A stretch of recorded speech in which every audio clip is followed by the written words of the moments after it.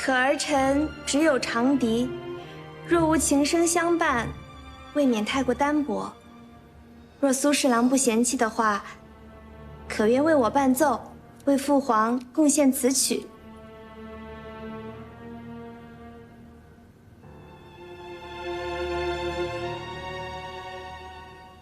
不知苏爱卿是否也有此意啊？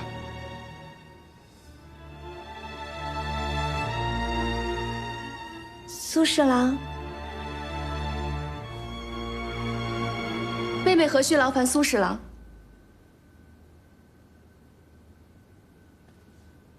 李荣，时平川入阵曲已并非彻底失传，只不过有一些名师不愿传授普通弟子罢了。我也曾学过，如果妹妹需要伴奏，姐姐可以帮你。姐姐见笑了，那请吧。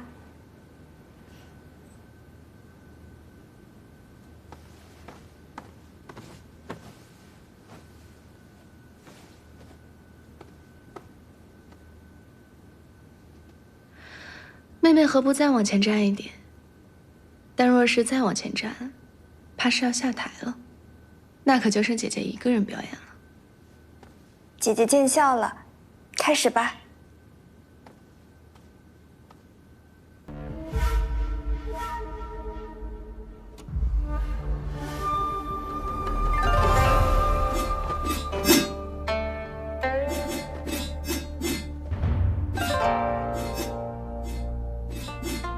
殿下一出，华乐必败。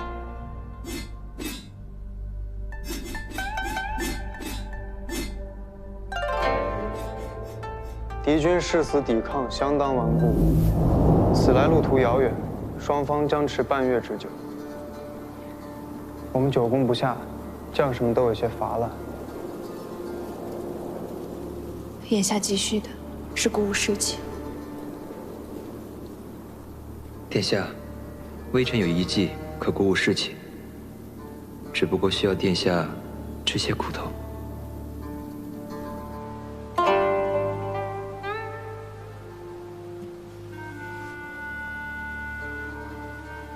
殿下，此曲名为《平川入阵曲》，乃上古名曲，有涤荡人心的效果。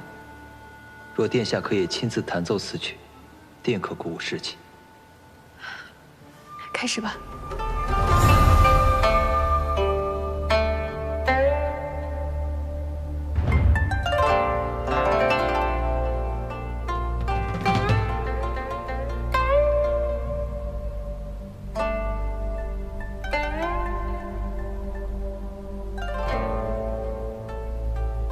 诸位将士，我们的平越长公主来了，她带着诸位将士的亲人、妻儿的嘱托来了。此战，勇士出征，荡平敌寇，血战到底，荣耀而归。血战到底，荣耀而归。血战到底，荣耀而归。血战到底。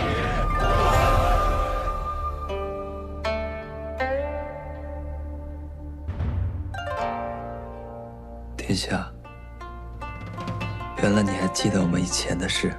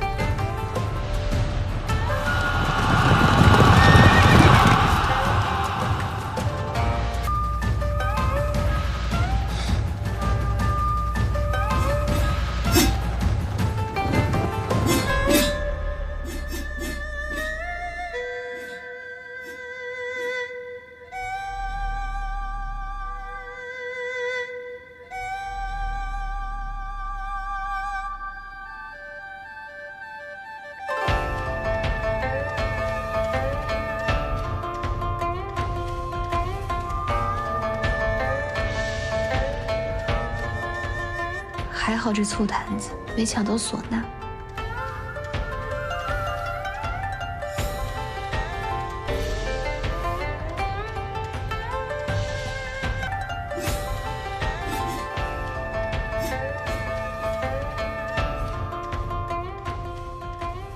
顾爱卿，你身为礼部尚书，你可知这平川入阵曲是这么演奏的吗？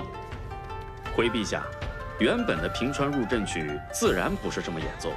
最初，平越殿下、华越殿下、苏侍郎、秦笛鼓的合奏再正统规矩不过了。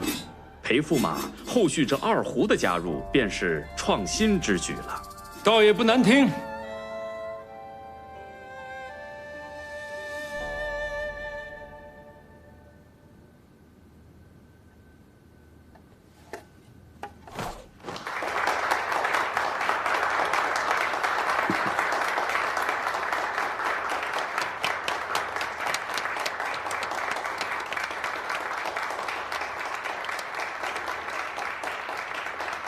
此曲二胡的加入，当真别具风味啊！好，好啊！哎呀，苏大人啊，文轩这二胡妙得紧啊，哈哈，的确，但荣清的鼓打得也是甚好啊。平越殿下这琴技倒是有长进呐，裴驸马的二胡趁呐。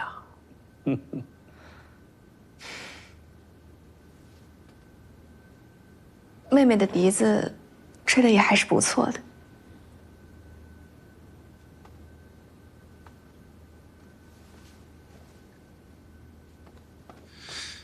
今日琴弹的挺好，想显摆的心拉都拉不住。你也不遑多让，要不是乐师把唢呐抓得起，这哀乐就要当堂走起来了吧？要真有唢呐，那不得给您吹一首欢天喜地的好音乐？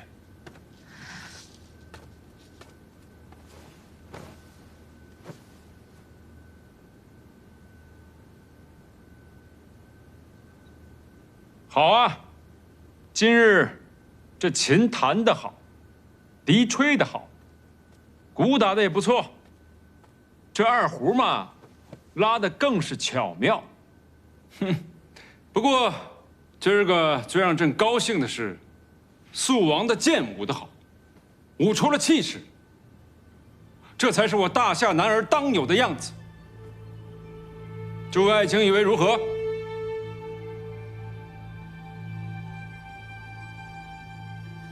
太子，今日你长姐和你弟妹都想着为恭贺新春，奏了曲，舞了剑。你身为太子，可有什么想法？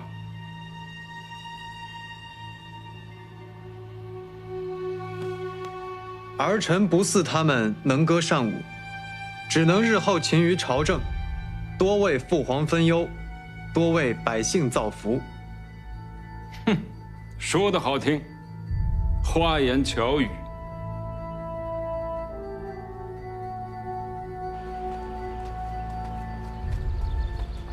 你们都下去吧。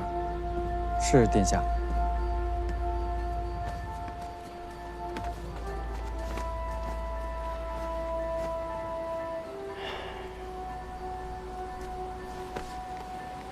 哎，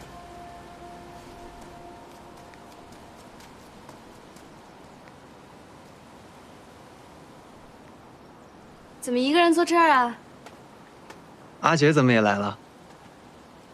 大殿里太闷了，出来透透气。是不是他们给你灌酒灌狠了？剥个橘子给你吃。怎么可能啊！若不是我想喝，有谁敢灌我？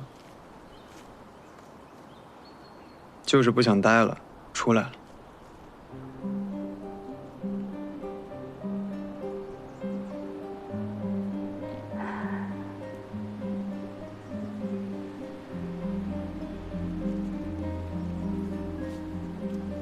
川儿，无论你做什么，阿姐都支持你，别太委屈自己了。阿姐，你同我说一句实话，我就那么招人讨厌吗？大过年的，当着众臣的面儿，3番5次给我难堪，阿姐，这应该吗？不应该。阿姐，说实话，我曾经想过不当这个太子，但自从秦家落难那天开始，我就后悔了。阿姐说的对，人只有变得强大，才有选择权。阿姐，你放心吧，今日的委屈不会影响我日后变得更强大，不用担心，我知道怎么做的。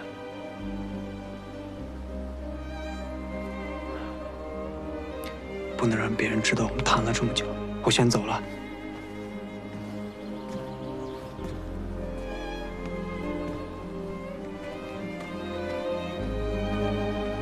这便是长大的代价。苏大人，以后我需要你多多提拔。苏大人在。苏大人，我们告辞，先告辞了。苏大人，下官敬您一杯，苏大人。诸位，不喝了，再喝就多了，改日。好，那下官告退。那下官告退。苏大人，你不再喝一杯吗？裴大人，不喝了，在下还有些事情。苏大人，众目睽睽之下觊觎我的妻子，不太合适吧？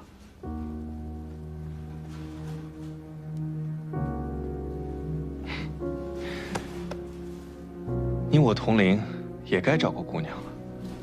而且你我是结拜兄弟，当初还替我接过亲，这个人情。裴某一直记在心里，要不裴某替你找个姑娘？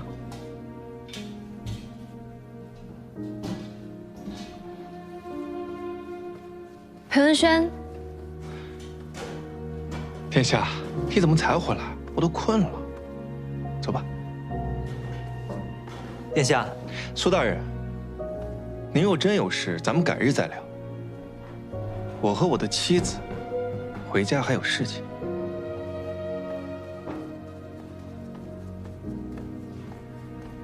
殿下，从前你与裴文轩过得那么痛苦，还要再来一遍吗？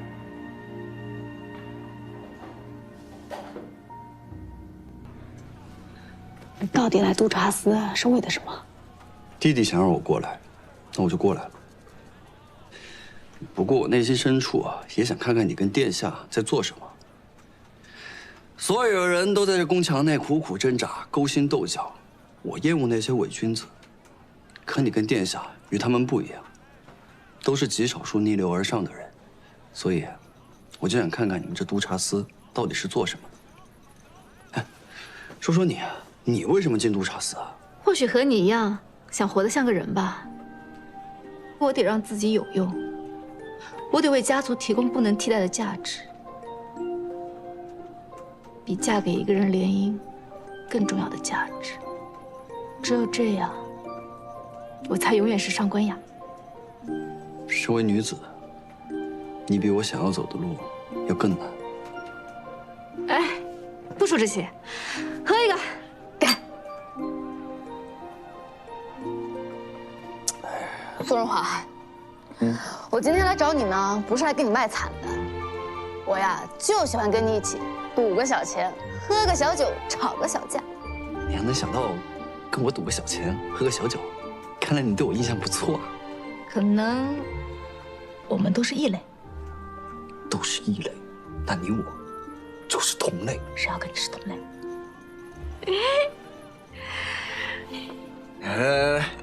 今天晚上啊，不醉不归。你这个样子，哪一家正经公子敢娶你哦？你这个样子。哪家正经姑娘敢嫁你？哎，要不咱俩说好，哎都没有更合适的时候，那我们俩大伙过日子呗。哎，好主意！哎，干杯！大伙过日子。干杯！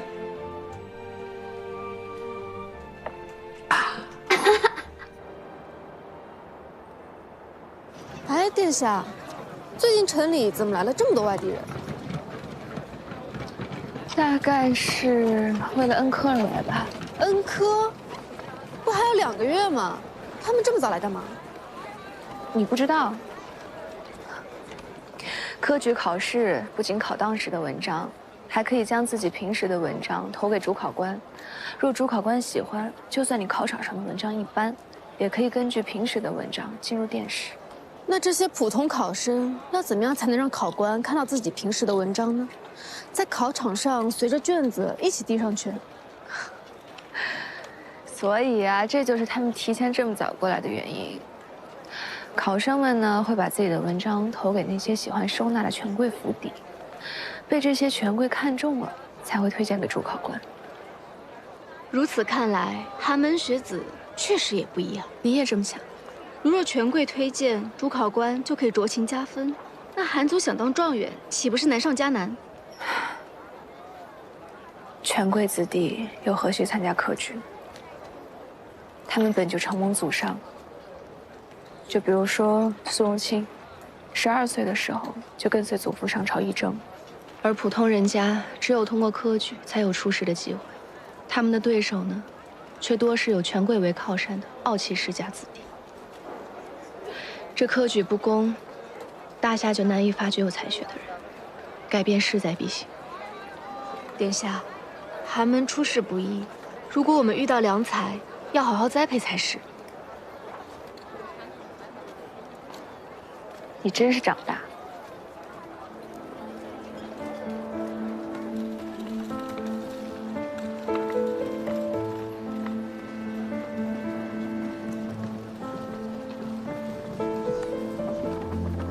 阿贤，华沁第一才子苏荣清也招募了，若得他指点一二，何愁入不了仕啊？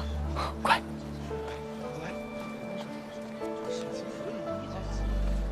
在下亦期待拜读各位的大作。李府随时为有学之士敞开。诸位，今日我们探讨的主题是识人之明，还请诸位畅所欲言。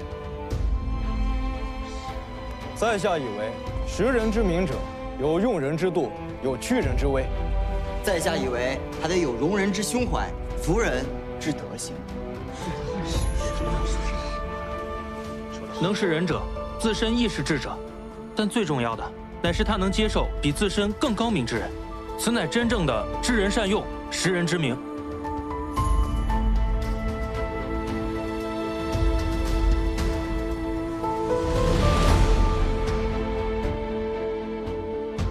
好，说得好啊！老夫也受教了。父亲也来了。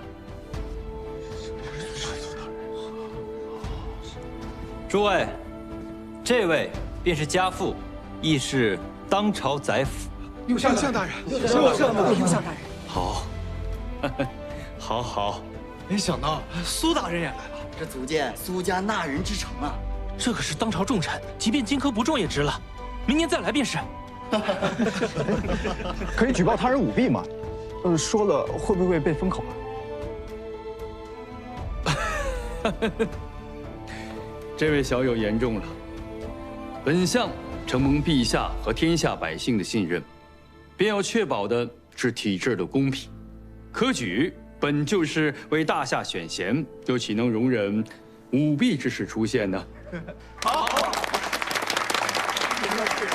诸位，有案情要陈述的，便可等论学结束之后，单独留下。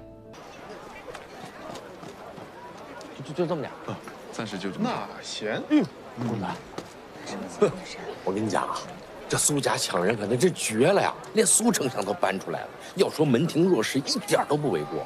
你看咱们这啊，这苏荣清从前极力反对科举选才，如今忽然转向，明摆着跟我抢人。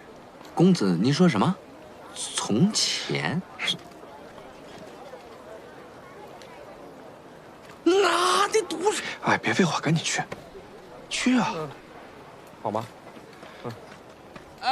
诸位啊，诸位啊，是这样啊，公主和我们家驸马爷说了，但凡谁的文章被选中了啊，奖励1两银子。1两啊！比起见宰相，这儿更实在啊。那驸马也是寒门出身，更了解我们这些寒门想要什么。是啊，这是我今天刚写的文章，是在这儿报名吗？对。不是，诸位啊，哎，兄台，哎呦，这真大，看来这个银子是比宰相好使啊。那当然。哎呦我天，这些银子从你工钱里扣啊。走了。不能吧？我工钱哪儿够啊？这篇幸习相近远赴，着人心之善败，为幸习之所分。习者，物之谦，以动为主；幸者，生之志，以静为君。破题。写的的确很好。殿下，您可知，此乃本届科举学生的文章啊！殿下，这些人以后可都是您的倚仗。柔妃娘娘到。殿下，今日课程就上到这里，还请您完成自己的功课。是，先生。苏大人，娘娘，成儿，我有几句话想单独跟苏大人说，你们先退下。先生，母妃，儿臣告退。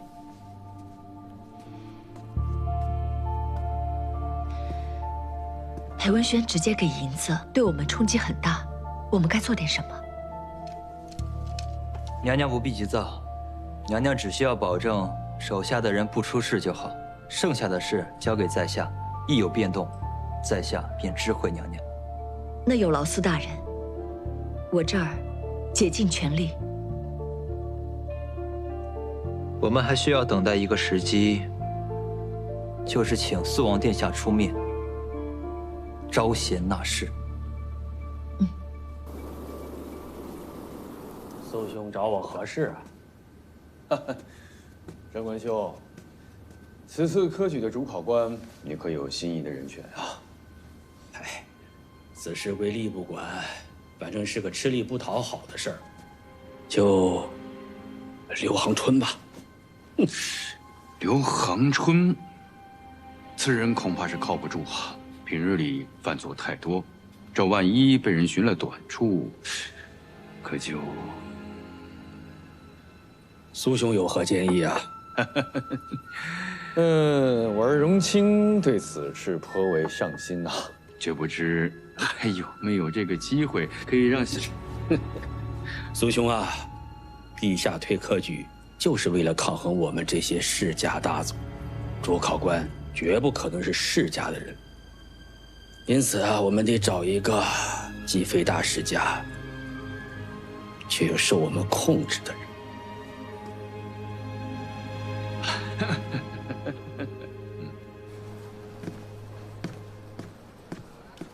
殿下，怎么样呀？你托我要的那些俊俏学子的签名，裴文轩不乐意干。你还是别忙活这些了，赶紧把刘航春的卷宗交给我。殿下，你怎么说话不算话呀？我什么时候答应过你一定要拿回来了？已经帮你试过了，别得寸进尺了。我都答应我那些姐妹了，她们一个个着迷的不行。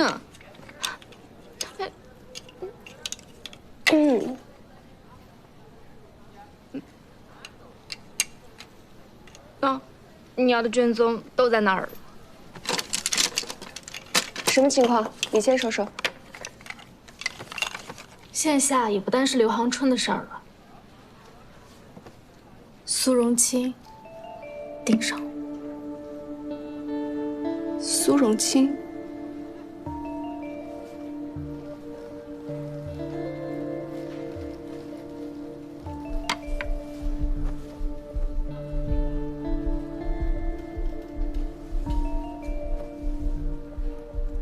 从前苏荣清都看不上这些，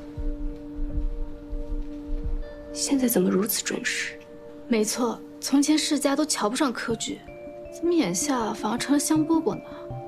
按照从前的情况来看，这一年的科举就是龙虎榜，人才辈出，裴文轩的门生日后遍布朝堂，他也就羽翼丰满起来了。但是苏荣清怎么忽然插进来了？殿下，殿下，看来我得赶紧把裴文轩扶上来才是。您打算何时动手？立即。哎，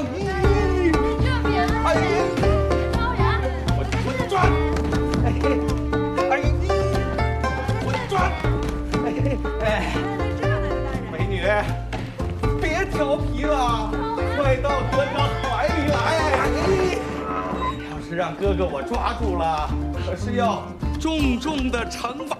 哎，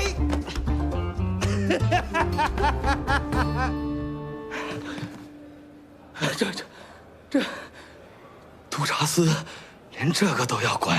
公主殿下有令，请刘大人跟小人走一趟。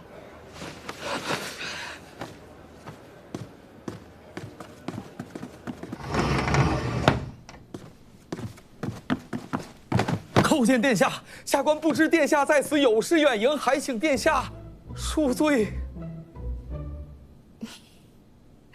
刘大人干嘛这么拘谨？本宫今日找你过来，只是想请你喝茶，干嘛这么紧张？快起来！谢殿下。坐。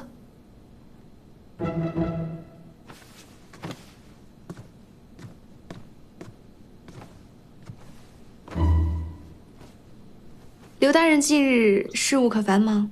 还好。看出来了。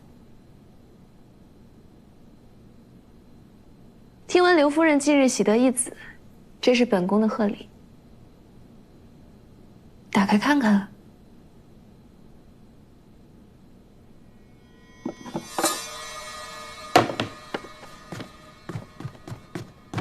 殿下饶命！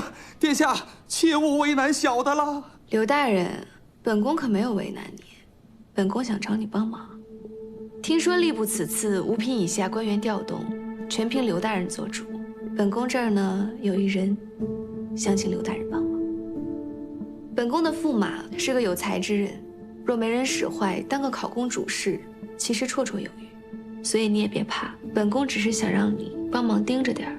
我知道可能有人找过刘大人了，但本宫还是希望刘大人能秉公办理。殿下，这事儿刘某不能做主，能不能进吏部当上考功主事，全凭驸马本事。刘某自会秉公处理，还请殿下放心。刘大人这么说，本宫当然放心了。殿下满意就好，若无他事，那下官先行告退了。刘大人慢走。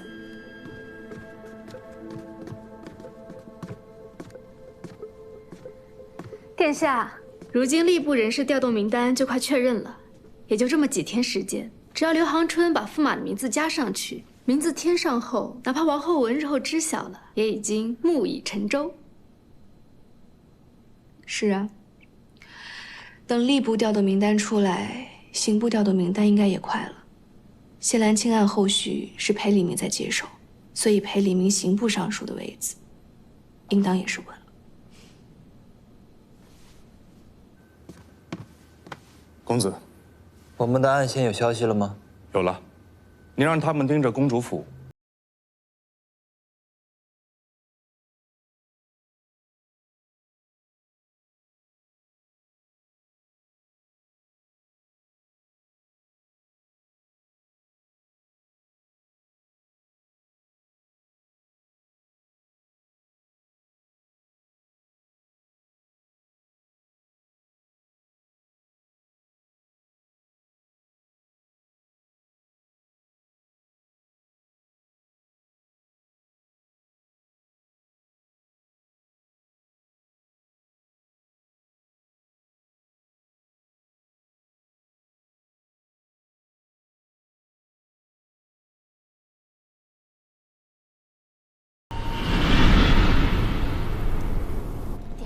就说实话，他们是挺不错的。我可没看，这么俊叫你们看。公主殿下，上官小姐，这是我们家大公子命我给你送的。搞定了。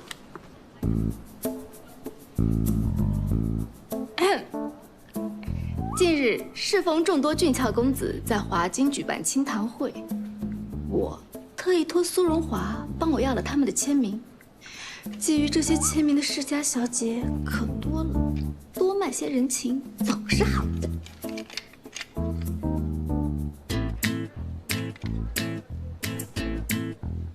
苏荣华，华京第一美男；苏荣华英俊帅气；苏荣华才貌双全。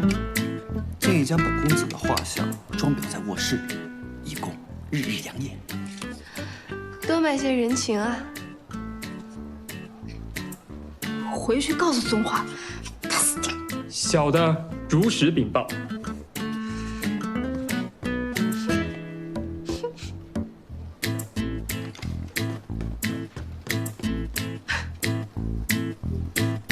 今日二位大人同时约见，王某倍感荣幸啊。就是不知道二位大人所谓何事啊？来，王大人。啊，谢谢二公子。王大人，我们这次来是想推荐一个人进吏部。哎呀，就这个事儿啊，二公子找个人跟我说一声不就行了吗？何必还亲自跑一趟呢？不过我吏部现在就剩一个考公主事，区区6品，我怕二公子你看不上啊。王大人，不是还有一个吏部侍郎的位置吗？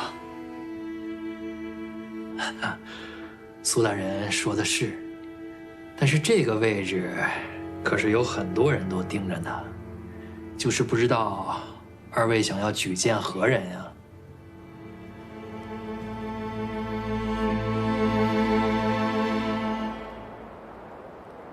王大人，考公主室补录的人员名单便在这里了，还请您批示。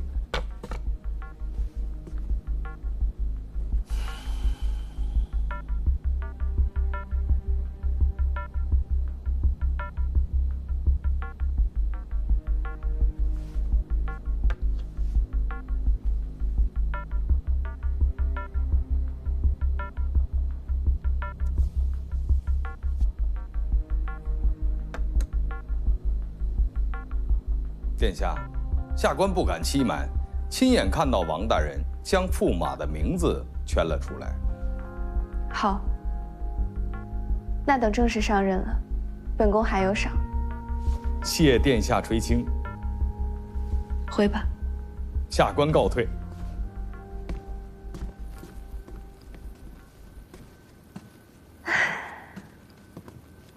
殿下替驸马办事儿，倒是比办自己的事儿还要高兴。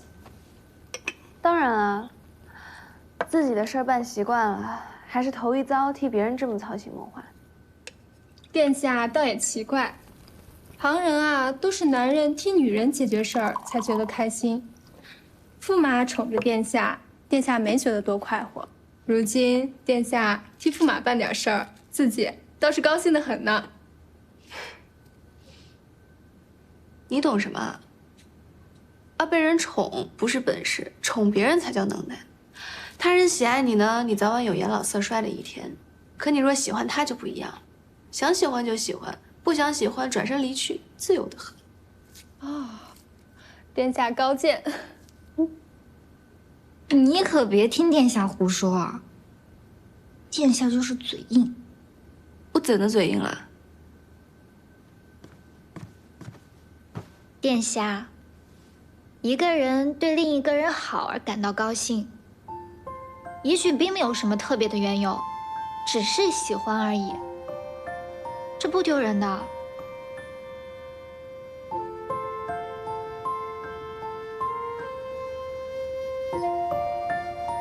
是啊，的确没什么丢人的。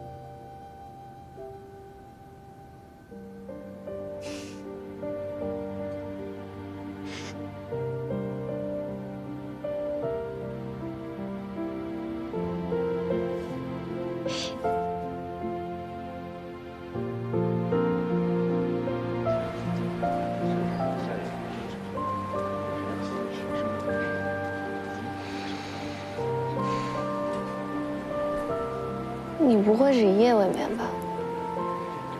是啊，有点紧张。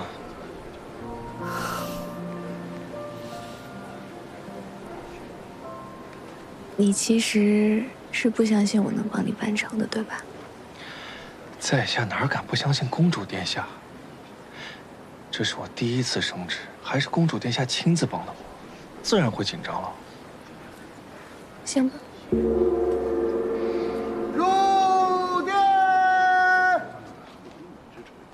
一会儿见。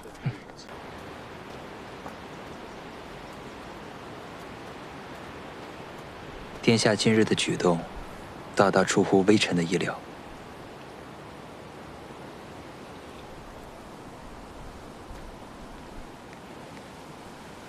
苏大人今日所为，也大大的出乎了我的意料。殿下以为我会做什么？我以为谢兰清的案子，你不会让。他刺杀殿下，微臣肯定不会包庇。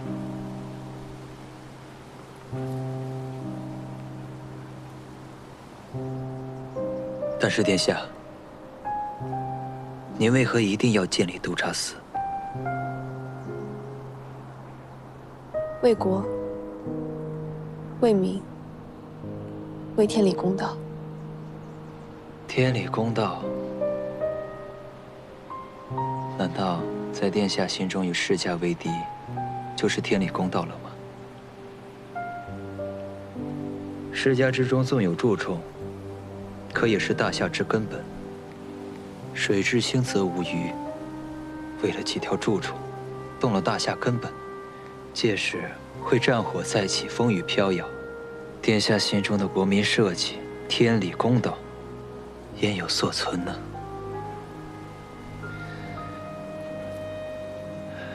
不说这些了。殿下，你嫁给裴文轩之后，过得好吗？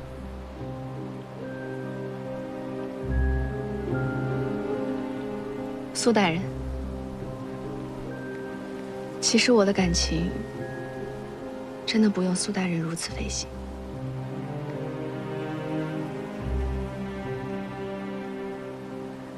其实，微臣有一个小小的愿望。微臣希望殿下的感情不要涉及权政，能干干净净，不留遗憾。驸马慢走。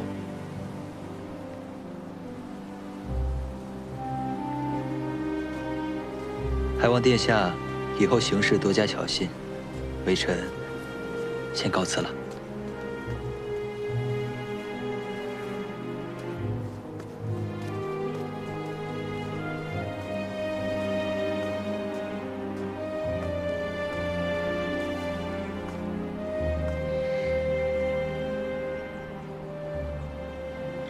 你们俩挺开心的嘛。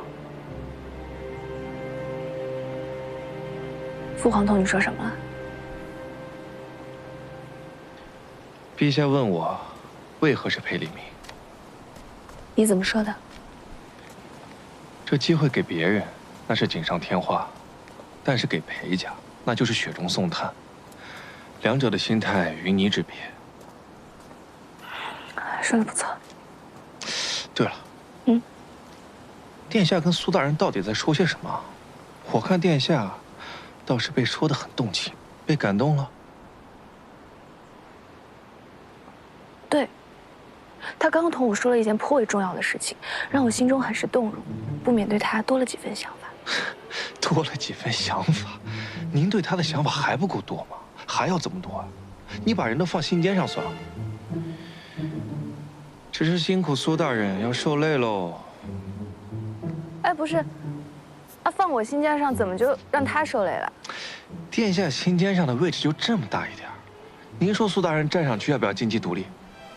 左腿站累了换右腿，右腿站累了换左腿，您说苏大人累不累？累，累死了！这么累的活，我看裴大人是干不了，我还是令不了他。哎，殿下，此言差矣。殿下对我有所不知，裴某的独门绝技就是经济独立。要是殿下愿意，裴某愿意单腿站在殿下心尖上一辈子。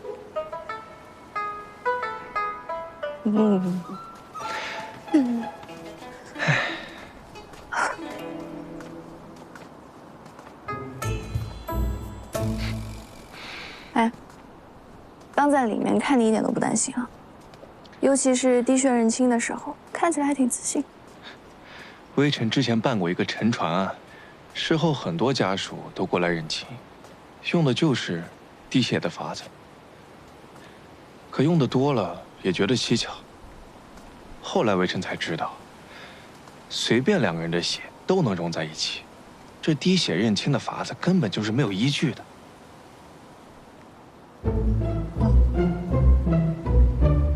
哎，那这么说的话，我们俩的血也能相融喽？刘，你这个人真是……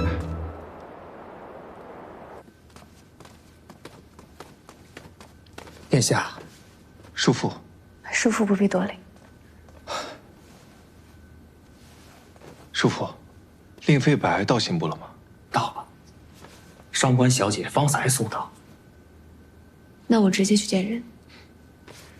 微臣在此恭候殿下。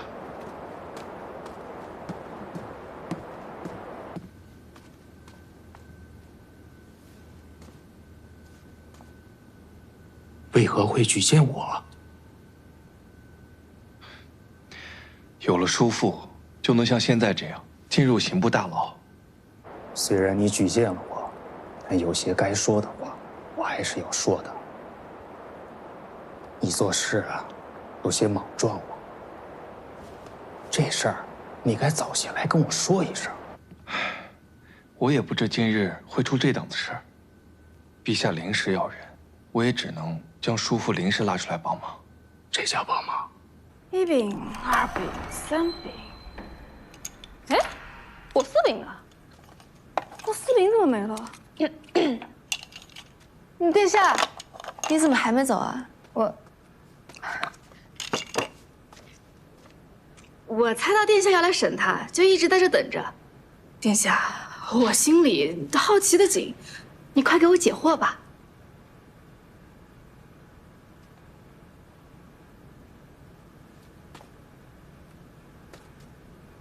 令公子，你没什么想说的吗？我母亲从未同我说过的。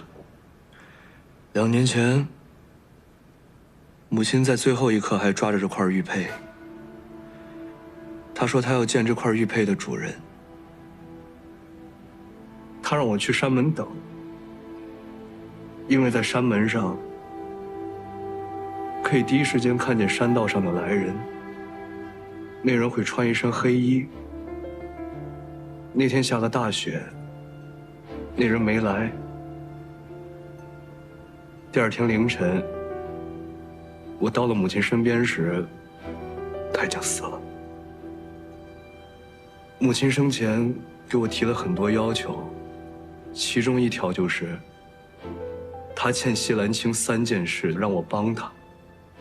所以，谢兰青上金玉山请七星堂帮忙，我明知卷入此事会给七星堂带来灭顶之灾，可我还是做了。只是我不明白，这个男人辜负了她，欺辱了她，甚至一生都没有给她一个名分。他明明那么恨她，为什么还要让我帮他？唉，口是心非啊。你们知道为什么吗？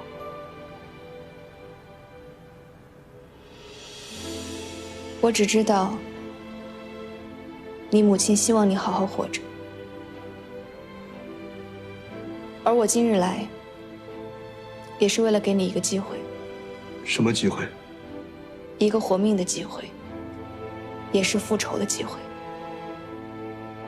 如今谢兰青必然是要从刑部尚书的位置上下来的。现在谁接手谢兰青的案子，就意味着谁去接尚书这个位置。叔父当得如此，那往后我们还得仰仗叔父多多关照了。唉，你说这话呀，就像是打了叔父一耳光。嗨，哪有？方才来的路上，我就在想，这从前啊，我本来是有机会可以对你更好一点，但我……哎呀，叔父，往事已矣，咱们向前看。条件是什么？这次没有条件，你只需实话实说即可。谢兰青该有什么惩罚，就会受到什么惩罚。至于你刺杀我，我会向父皇禀报，说你将功抵过，请求他免了你的罪。殿下不会又要利用我吧？不过指认谢兰青，我愿意。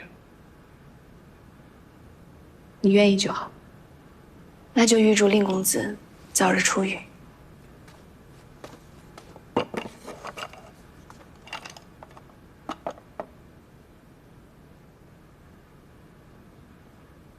令公子，你也别太难过，打打牌，日子过得很快的。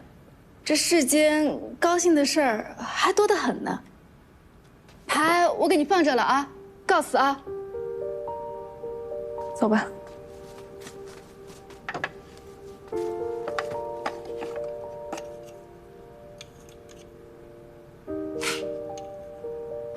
殿下，你说这令飞白的娘为什么这么矛盾呀？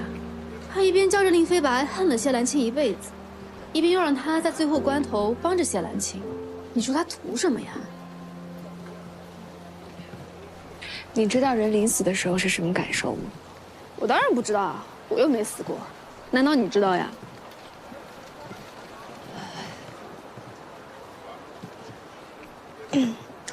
我猜呢，令霞恨了谢兰青一辈子是真的，但也是因为有爱才会恨了，所以她临死的时候才会一直等他。但是等来等去，谢兰青来不来其实都无所谓了。人临死的时候，想的最多的不仅仅是遗憾吧，还有人生中的美好。你这话说的怎么像你真的死过一样？啊，不过这令飞白也真够可怜的。可怜的人多了，他一定算好的了。也是，这世上最大的悲哀便是贫穷。生老病死是上天给的，只有贫穷总是让人怀疑自己。就像在蛛网上，明明被粘住了，还要想着是不是自己不够努力，所以才挣脱不开。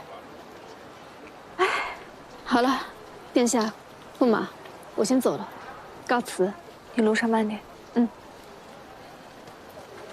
殿下，我倒是很好奇，上辈子你临死之前都看到了些什么？那你呢？你临死之前都看到了什么？我。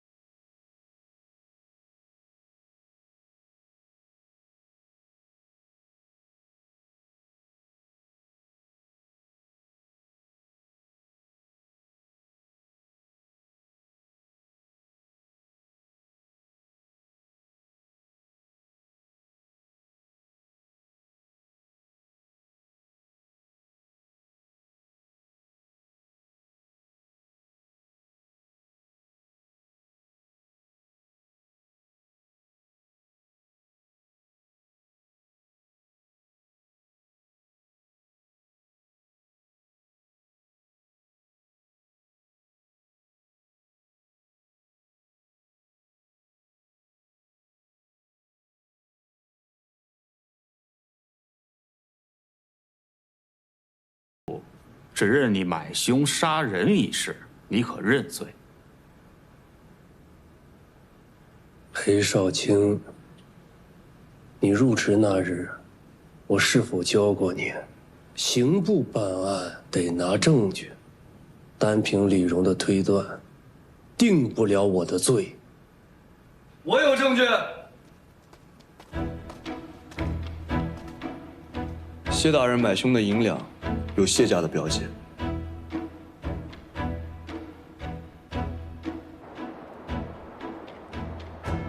启奏陛下，前刑部尚书谢兰卿指使江湖组织七星堂刺杀平越公主及驸马裴文轩一案，证据确凿，按大下律，犯上作乱、买凶杀人，数罪并罚，当判死刑。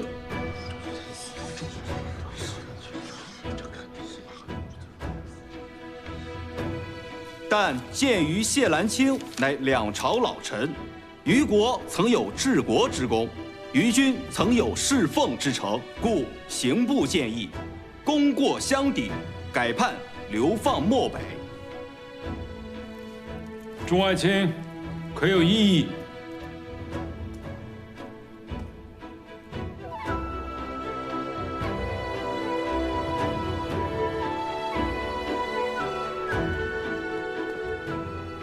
启禀陛下，秦家案、贪墨军饷案，经督察司数月侦办，现已水落石出。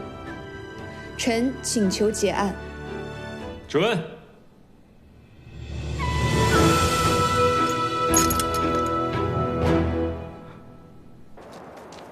殿下，苏侍郎，不知殿下可有时间？苏大人有什么事吗？如今案子已经办完了，明日便是举朝休沐，以迎新春之期。苏大人若是有什么事，不如等到新春之后再说吧。裴大人无需紧张，倒也不是我的事，是谢大人，他想见见公主殿下。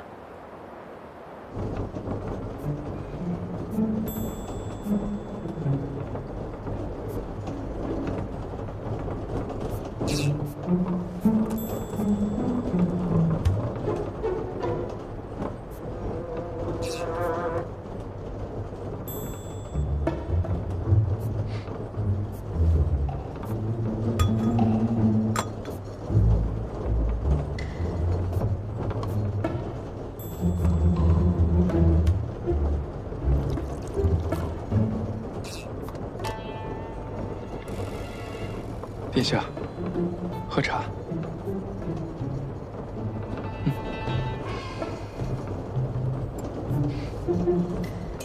苏大人，你也喝茶。多谢。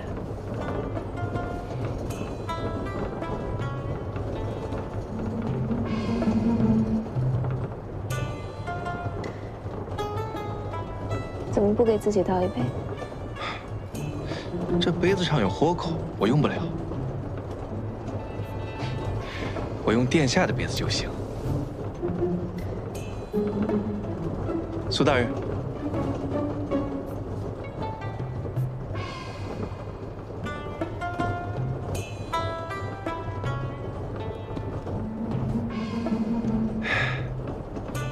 殿下，还要喝吗？我公主府上上下下怎么可能有活口的杯子？你就作吧你。你见过他吗？令霞，你见过他是不是？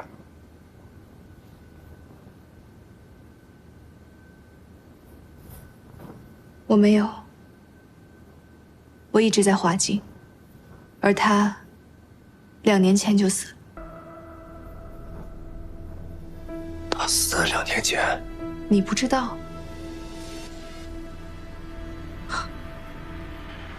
也是，20年，20年你都没有去见过他。我虽然没有见过他，不过谢大人想知道什么，我未必不知道。谢兰清这个老东西，把持着刑部亲人太甚。殿下莫恼，谢兰清的死穴我找到了。有一个女侠客叫令霞，出生于江湖名门。年少时误入华京，在华京意外邂逅了当年的贵公子谢兰清。他们生了一个孩子，取名叫令飞白。令飞白，你问吧。令飞白，真的是我的孩子吗？是。当年你与令霞相爱，但迫于家中压力，不得不与他决裂。那个时候，他已经怀上令飞白。可他没有告诉我呀。他为什么要告诉你？你根本就不可能娶她，而他呢，也不打算再嫁他人，所以这个孩子，便是他唯一的寄托。他带着孩子，不被家族宗门所容，只能跟着自己的小师妹东躲西藏，逼不得已，才给你写了信，问你要的钱。那个时候，你应当松了口气吧，觉得总算不亏欠这个女人。于是你大笔一挥，将秦曲山给了她。后来她建立了七星堂，身边有了左右护法。江湖传闻，她与她的右护法，也就是她的师兄令飞暧昧不清，你便以为令飞白是令飞的孩子。毕竟，令飞白的存在为谢兰清所知，足足晚了1年。也就是说，令飞白的真实年龄不是20岁，而是21岁。令霞隐瞒了自己产子的具体时间，谢兰清知道已经是1年之后了，于是她从未想过那个会是她的孩子。令霞在秦曲山上，自己过了一辈子。令霞在秦曲山，自己过了一辈子，到死都还想着让人去找你，你却不愿意去。殿下，我确信你也回来了，对吗？谢大人还有什么要问的吗？没有的话，本宫便回了。他恨我吗？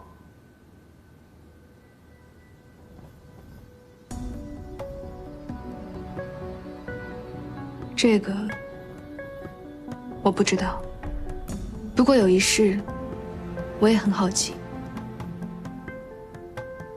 你爱他吗？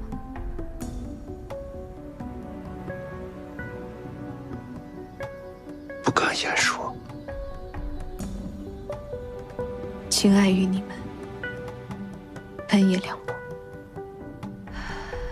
就是可怜了丽霞，漂泊孤苦一辈子，栽在你这种人手里。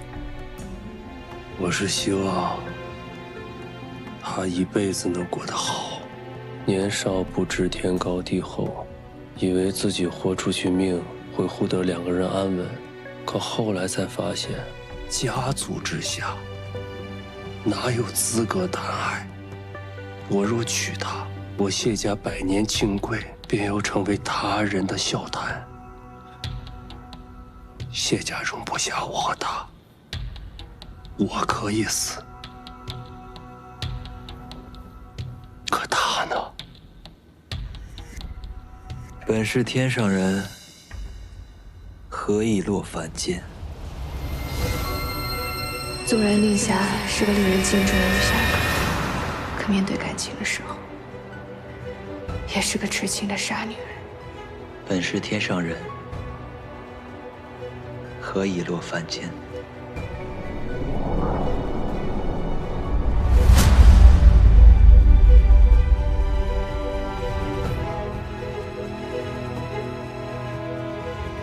我让他走，我是想让他好好的活着。我不去见他，使我知既无结果，又何惹伤心？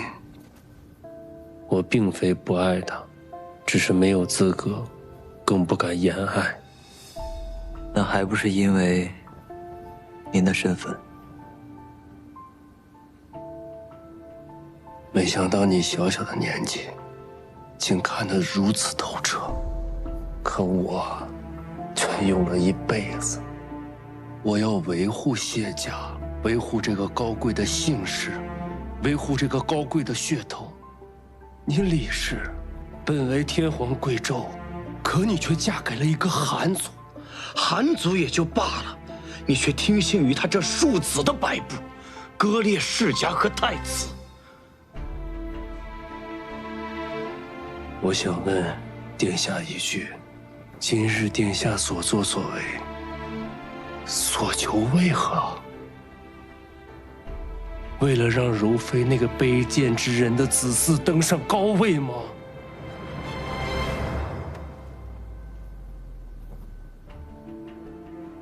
殿下所做的一切，都是为了让谢大人这样的人，不再问出一句“为什么”。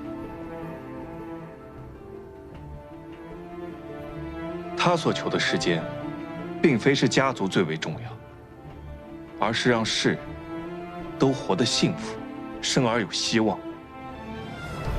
今日可能不能有，100年间、1000年间可能都不会有，但是殿下依旧希望，有朝一日，不会再有谢大人这样的人，再问自己做错了什么，也不会再有谢大人这样的人指责殿下，天皇贵胄，下嫁韩族。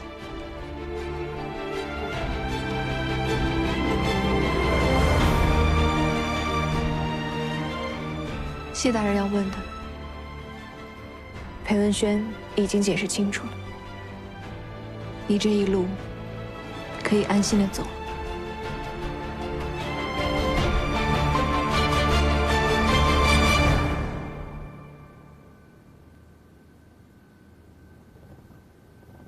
苏侍郎，若没有别的事，我们先走了。殿下，请。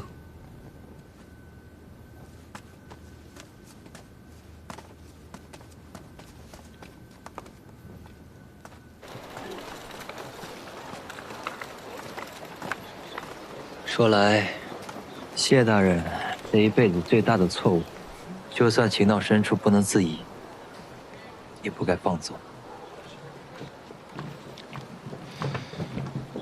苏侍郎也是一样吗？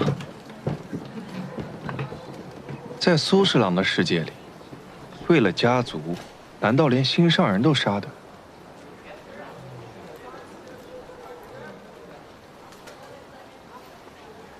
好端端的说这些晦气话干什么？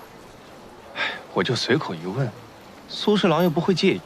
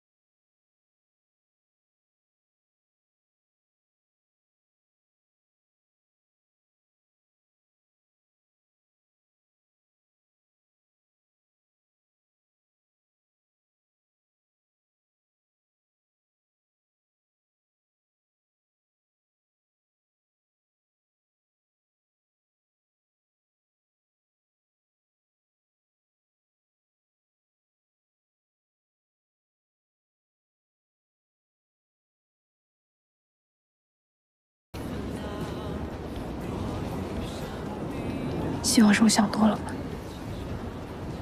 啊，走吧。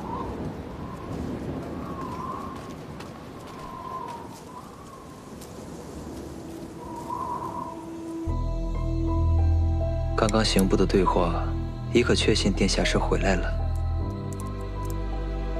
怪不得他在春宴上那么对我，那殿下一定记得我们在公主府的那段岁月。可上一次殿下与驸马的结局那么惨，他这一次为什么又和裴文轩在一起呢？裴文轩有没有回来呢？